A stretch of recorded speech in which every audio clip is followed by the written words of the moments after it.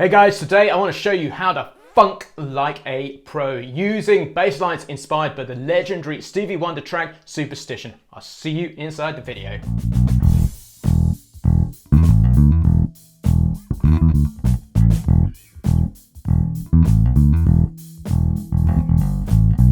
Hey guys, it's James here from eBassGuitar, and over in the Bass Lab Plus, my private members training program at eBassGuitar.com, every single month we host a live song workshop. This month's live song workshop was Superstition by Stevie Wonder because my students and members wanted to learn how to create and jam their own bass riffs inspired by this incredible song. So what I'm going to do today is give you a sneak peek behind this training and show you the 5 bass riffs that I constructed for them to show them how to sequentially build bass lines which sound incredible over this song. So just before we get going, I want to give you a completely free gift. All of the bass lines from this training written out in standard notation and tab. You can download the completely free PDF using the link in the description below.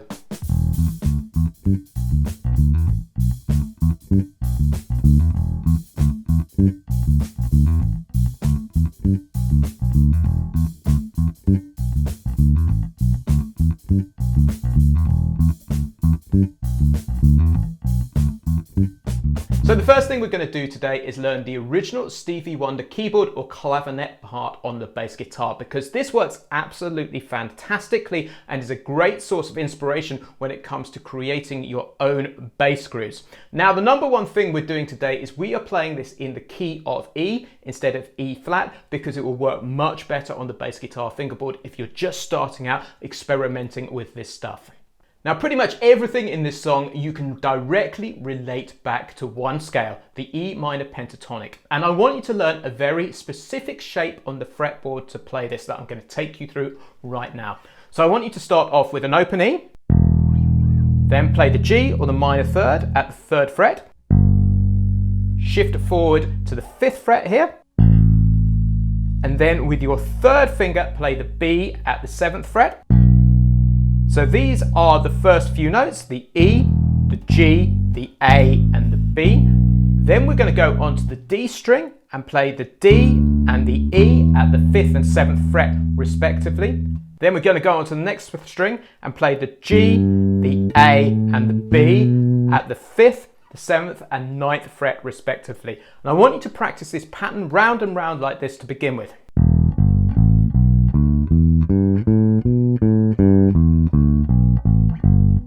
And that's going to be the core shape that we're going to be using in the whole of this lesson today. So this is the clavinet or keyboard part in isolation.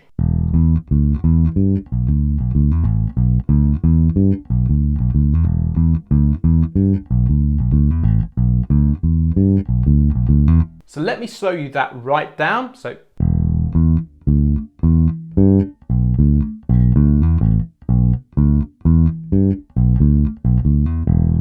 I want you to play that slowly, then speed it up, and then put it to the original track, and then play it along. This is what it sounds like.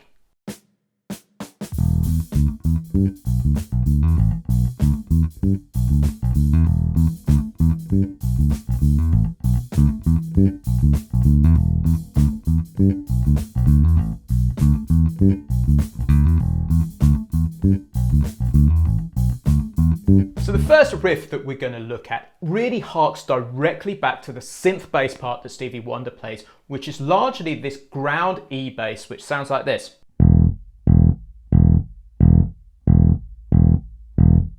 Believe it or not, if you just played that really tightly and really accurately, that would be enough. So the first bass line we're going to look at focuses on adding 2 specific notes to that ground bass line, which is the flattened 7th, the D, to the E, the octave like that. And just adding these tone notes can add so much funk. So just look at the first bar of this to begin with. It sounds like this.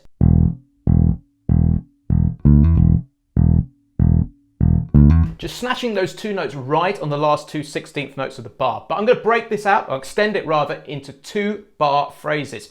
So this is the second bar. And what we've added in is this ornament or trill that Stevie Wonder plays a lot on the original bass line. So what that is an F sharp to a G, back to the F sharp, then to the E. And then add those 2 notes in the end. back to the E like that. So let me play the 2 bars in isolation. It sounds like this.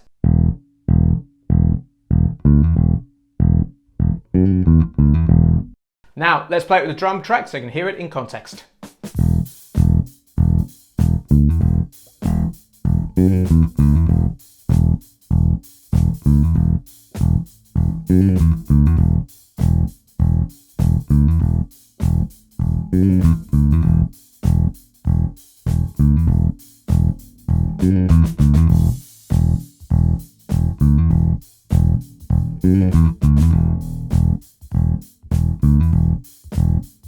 So let's move on to riff 2 now to build this up, and we're going to add in a new element, or 2 new elements in fact. The first one is more octave jumps, so we're going to add that in at the beginning of the bar. On beat 1 of the bar, and we do that on both bars. Now we have this little riff in the end of the second bar, which works really nicely. It's almost a little fill, and it sounds like this. So what that simply is on the 3rd beat is a G, an A, B, and then play this riff slowly, it's this.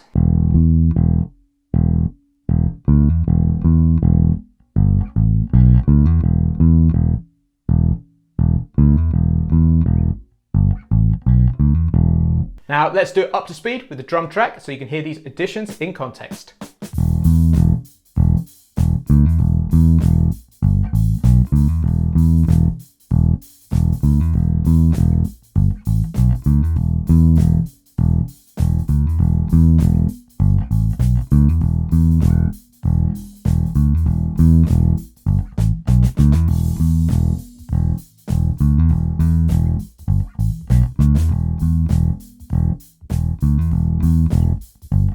Now let's move on to riff 3. What we're going to do right now is we are going to add more octave jumps in there, but we're going to start using more 16th notes because this will add more bounce to the groove. So let me play you the first bar round and round so you can hear what I mean.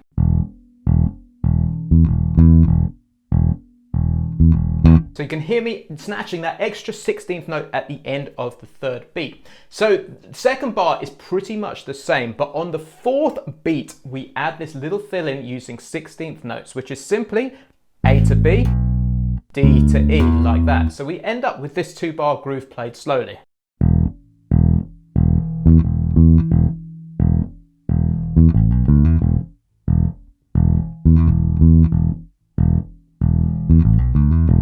So let's play it with the drum machine so you can hear this up to tempo.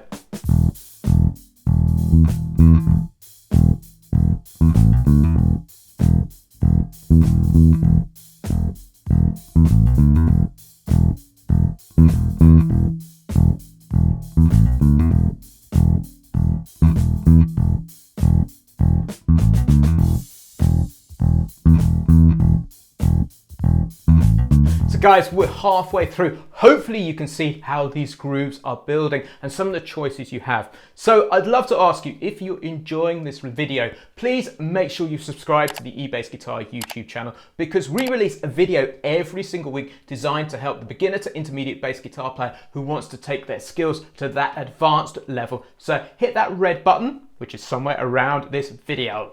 So let's move on to riff 4 now, and we're trying to start ramping things up. So I'm going to add in 2 elements. The first one is we are going to add in this high G to the riff there, which is from the original Superstition bass part, or clavinet part rather. And we're going to add this rhythmic pattern in, which is 2 16th notes and an 8th. So the first bar sounds like this.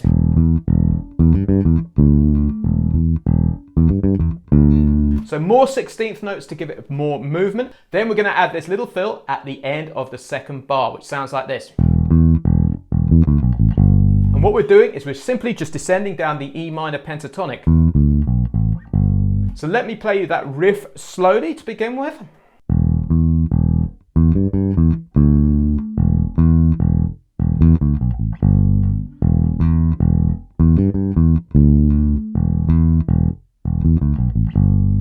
Now let's do that up to tempo with the drum machine so you can hear it in action.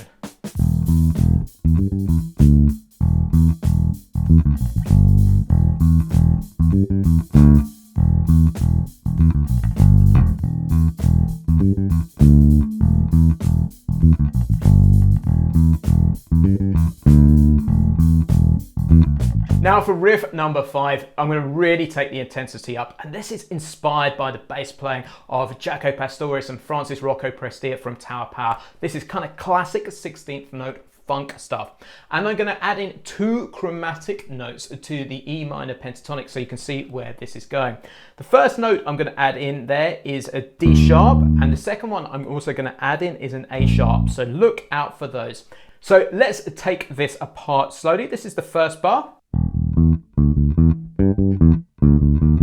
Now look out for that chromatic note. We're going to play 4 16th notes on the last 4th beat of the bar, which is this. 2 Ds, chromatic note D sharp and the E. So the first bar, round and round slowly, sounds like this.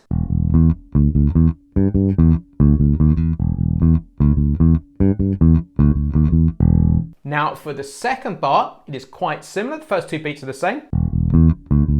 Then we drop down to the G, and play a G and an A, and then we finish off with 4 16th notes, which are 2 A sharps and 2 Bs. So the second bar sounds like this.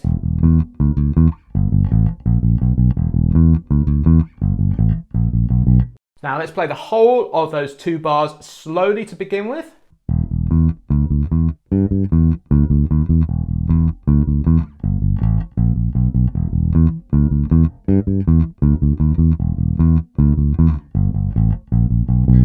Now just before I put this up to tempo now, hopefully you can see the progression of the riffs, how they all directly relate back to that original keyboard riff and gradually get more and more intense. There is so much fun that you can have with this track. So what I'm going to do is I'm going to play this groove along with the backing track, then I'm going to start breaking out a bit so you can see where these ideas can go and see some of the ideas that I would naturally play over this groove. Here it is in action.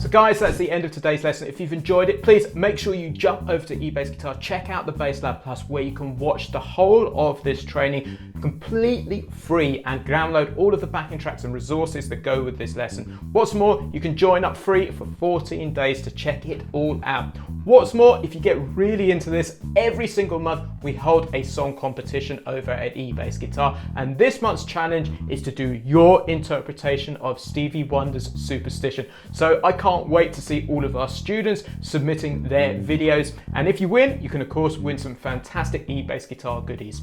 So there's a link for the BassLab Plus in the description below, but right now I want to leave you with 2 more Stevie Wonder inspired lessons. They are right there.